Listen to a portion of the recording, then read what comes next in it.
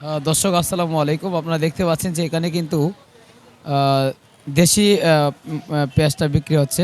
তবে কত টাকায় বিক্রি হচ্ছে, কিভাবে বিক্রি হচ্ছে সেটা আপনাদেরকে জানিয়ে দেব। আমরা আছি এই মুহূর্তে আহ,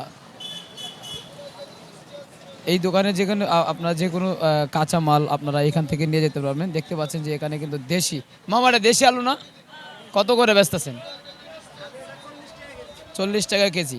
দর্শক, বর্তমানে দেশি যে আলুটা সেটা কিন্তু বিক্রি হচ্ছে 40 টাকা কেজি দরে।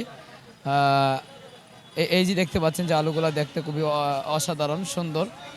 এই আলু কিন্তু বর্তমানে খুচরা বাজারে বিক্রি হচ্ছে 40 টাকা। আপনারা দেখতে পাচ্ছেন ব্যবসায়িক ভাই বসে আছেন।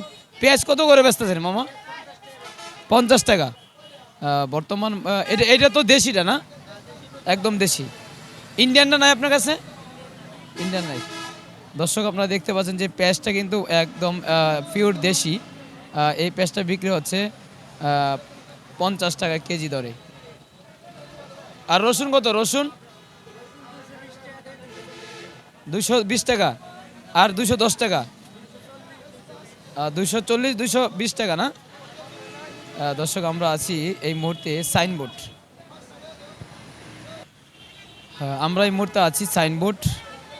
আপনারা দেখতে পাচ্ছেন যে পেঁয়াজের বাজার, আজকের বাজার খুচরা বাজারে বিক্রি হচ্ছে 50 টাকা কেজি দরে। আর আলু বিক্রি হচ্ছে 40 টাকা কেজি।